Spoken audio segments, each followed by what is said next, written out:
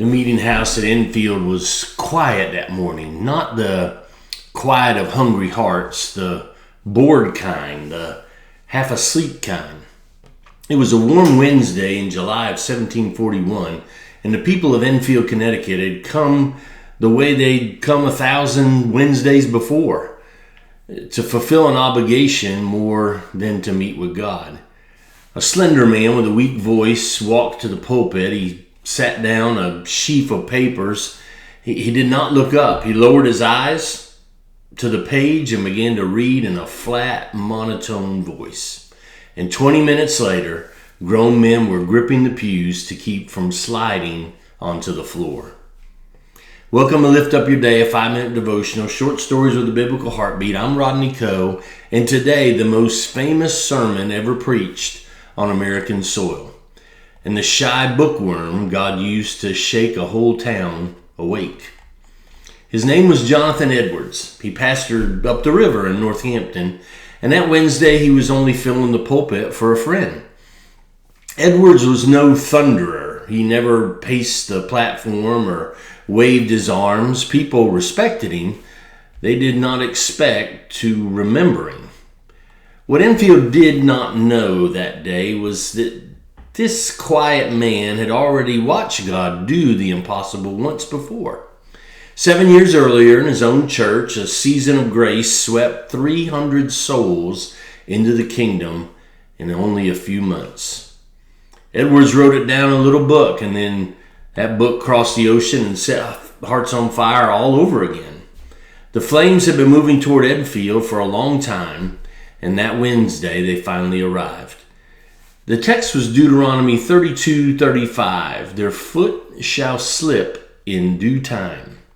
The title was Sinners in the Hands of an Angry God.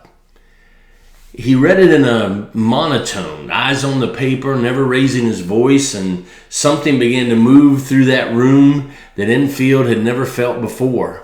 Women were weeping out loud. A low moaning rose in waves until Edwards stopped and asked for quiet so he could keep going.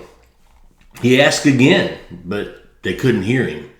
All over the sanctuary, people were crying out, "What shall I do to be saved?" He never finished the sermon. He simply stepped down. Ministers moved among the pews late into the evening, pointing broken people to the Savior. And by sundown, a town that revival had once passed right over had been shaken to its foundation.